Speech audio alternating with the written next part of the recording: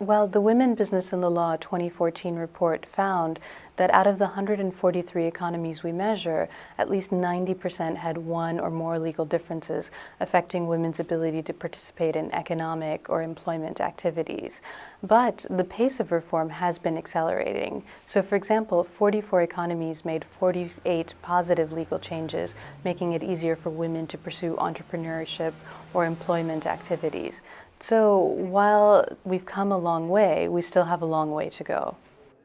So the first new area that the report looked at was looking at women's property rights and their legal decision-making ability over the past 50 years and how that's reformed. And really the results are astounding. These restrictions have been reduced by more than half over the past half century. The next new area that we looked at was violence against women. So we examined legislation on domestic violence and sexual harassment in the workplace. And we found that in both domestic violence and sexual harassment in the workplace, that approximately 75% of the economies covered have this type of legislation in place, although it varies in its scope and coverage. So the joint World Bank and IFC report, Women, Business, and the Law 2014, found that there are several regional differences, and generally this has to do with the shared legal systems that certain regions have. So for example, in Eastern Europe and Central Asia, you see pervasive job restrictions on the types of employment women can do.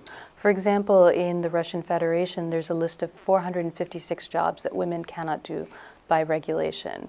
And in the Middle East and North Africa, you see, for example, in the key areas that we measure, that all 14 economies have 10 or more legal differences on women's employment or entrepreneurial activities. Meanwhile, in Latin America and the Caribbean, you see the most comprehensive legislation on domestic violence and sexual harassment in the workplace. So regionally, there are very strong trends that come out.